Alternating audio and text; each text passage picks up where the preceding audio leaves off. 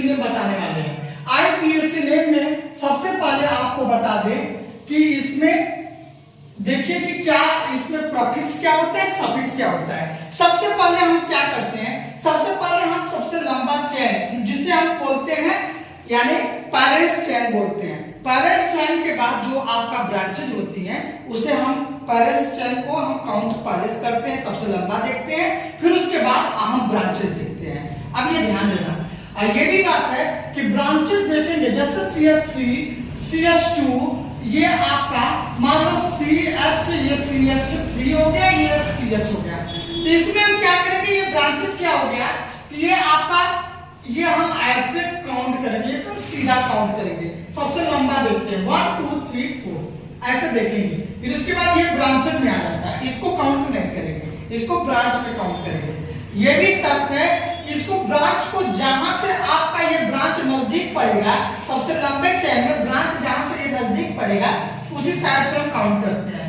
1 2 3 4 इस साइड से हम काउंट करेंगे, यानी ये दूसरे नंबर पे आ रहा है। अगर हम इधर से काउंट करेंगे तो 1 2 3 ये तीसरे नंबर पे आ रहा है।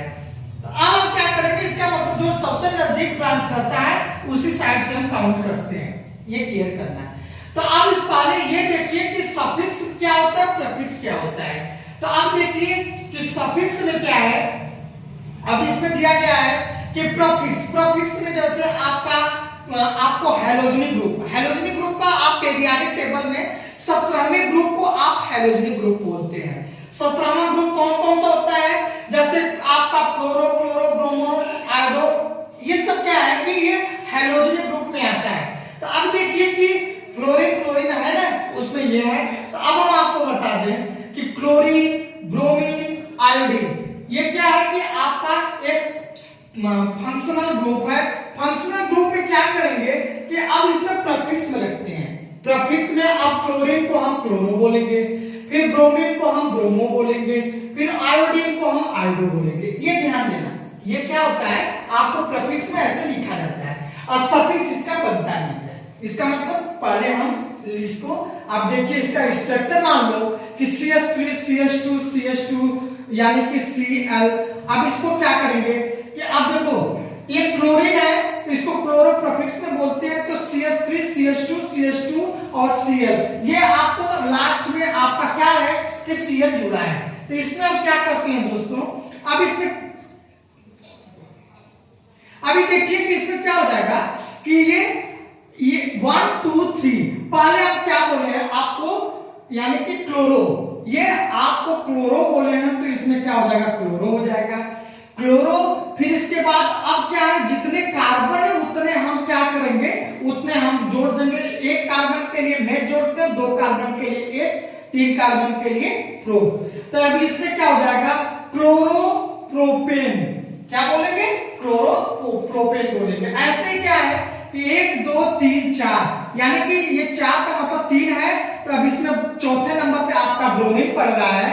तो इसमें पहले हम बोले ना प्रीफिक्स में क्या बोलेंगे, इसमें ब्रोमो बोलेंगे। ये क्लियर करना, क्या बोलेंगे, ब्रोमो बोलेंगे। फिर उसके बाद प्रोपीन बोल देंगे, क्योंकि जितने कार्बन है उसमें हम बोल देंगे। तो इसमें क्या हो जाएगा, ब्रोमो प्रोपीन।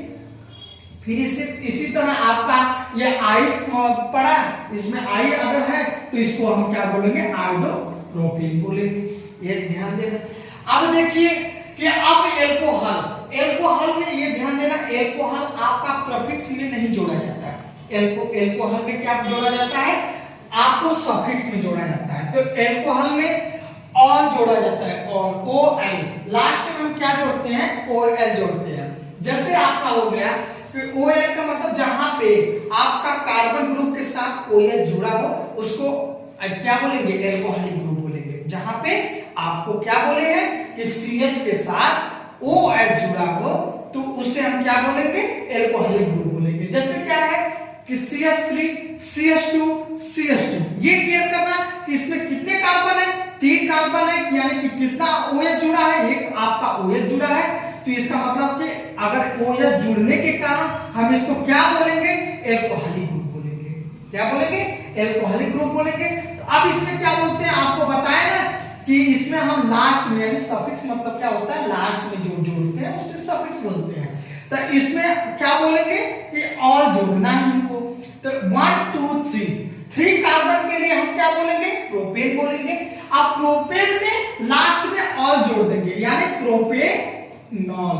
प्रोपेनॉल बोलेंगे। ये ध्यान देना, ये लास्ट में जोड़ते हैं, ये क्लियर करना।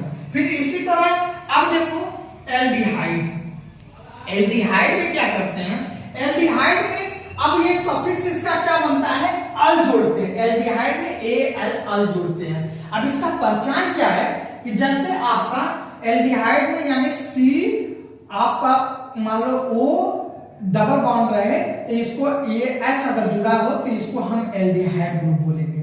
जैसे ये आपका हो गया प्रोपेनॉल, यानी प्रोपेनॉल कैसे आया, क्योंकि प्रोपेनॉल बोलेंगे इसको, प्रोपेनॉल नहीं प्रोपेनॉल बोलेंगे।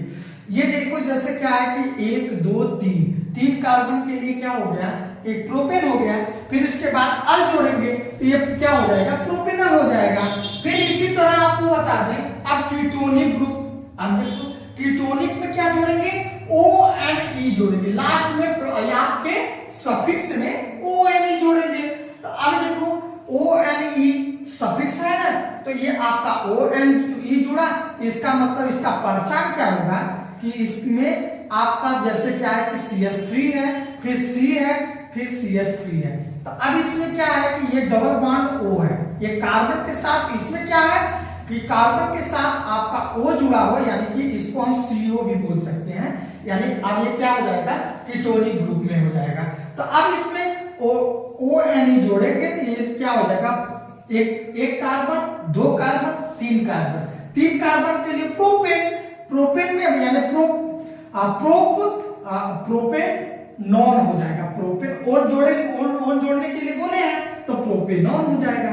अब इसी तरह आपको बता दें क्या हो जाएगा, कार्बोक्सिलिक ग्रुप। अब कार्बोक्सिलिक ग्रुप में क्या हो जाएगा, कार्बोक्सिलिक में OH जुड़ता है, सफिक्स में क्या जुड़ता है आपका, OH जुड़ता है। ये ध्यान देना, जैसे क्या है कि CH3 है, CH2 है, C ये डबल बॉन्ड O, फिर इसके बाद C मतलब ये O हो जाएगा, H हो जाएगा, यानी COOH भी आप बोल सकते हैं।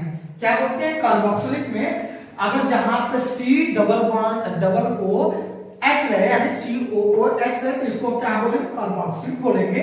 इसमें हम क्या जोड़ते हैं, ये ध्यान देना, ये लास्ट में सफिक्स में हम OE जोड़ते हैं। तो OE का मतलब क्या हो गया कि जैसे 1 2 3 कार्बन है तो प्रोपेन बोल दे, प्रोपेन के साथ OH जोड़ दे, प्रोपेनोइक एसिड बोलेंगे। क्या बोलेंगे, प्रोपेनोइक एसिड बोलेंगे। ये क्लियर करना। फिर इसके बाद क्या है, अब देखो बॉन्ड क्या होता है, बॉन्ड 3 टाइप का होता है। एक क्या होता है, देखो सिंगल बॉन्ड होता है, दूसरा डबल बॉन्ड होता है, तीसरा ट्रिपल बॉन्ड होता है। यानी कि देखो सिंगल बॉन्ड के लिए आपको ये सफिक्स में एन जोड़ते हैं, ANE जोड़ते हैं। फिर उसके बाद क्या हो जाएगा, जैसे CH3 CH2 CH3, ये क्या है कि ये देखो सिंगल, इसको हम सिंगल बॉन्ड बोलेंगे। ये देखो सिंगल बॉन्ड है, इसलिए क्या जोड़ेंगे, ANE, लास्ट में जो आपका सफिक्स बनता है ANE जोड़ते हैं। जैसे 1 2 3 कार्बन यानी कि प्रोप ANE जोड़ देंगे तो प्रोपेन हो जाएगा, ANE लास्ट में जोड़ेंगे तो प्रोपेन हो जाएगा, प्रोपेन। फिर इसी तरह क्या है कि अब देखो डबल बॉन्ड का मतलब ये देखिए जहां कहीं पे ये आपका लाइन खींची हो यानी डबल बॉन्ड हो तो इसको हम क्या बोलेंगे, इसमें सफिक्स में ENE जोड़ते हैं। इसमें क्या जोड़ते हैं, ENE जोड़ते हैं, यानी कि जैसे क्या है कि एक दिया है 1 कार्बन 2 कार्बन 3 कार्बन, 3 कार्बन के पहले ये देखिए ये डबल बॉन्ड है। डबल बॉन्ड के लिए क्या करेंगे, देखो एक कार्बन यानी 2 कार्बन 3 कार्बन के लिए प्रो बोलेंगे, प्रोपेन में अब ENE जोड़ेंगे तो क्या हो जाएगा, प्रोपीन हो जाएगा, PO यानी PROPENE, ये प्रोपीन जोड़ देंगे। अब ये क्लियर करना। फिर उसके बाद लास्ट में आपका हो जाता है यानी कि ट्रिपल बॉन्ड का मतलब क्या है कि जैसे आपको 3 जगह यानी 3 प्लेस पे 1 2 3, ये 3 प्लेस पे क्या हो जाएगा 1 2 3 यानी 3 जो लाइन खींची होती है उसे ट्रिपल बॉन्ड बोलते हैं। जैसे क्या है कि इसको लास्ट में ये सफिक्स में हम क्या जोड़ते हैं, सफिक्स में हम आइन जोड़ते हैं, YNE आइन। तो अब इसी तरह क्या है CH3 single bond C triple bond CH, ये क्या हो जाएगा, अब इसमें ट्रिपल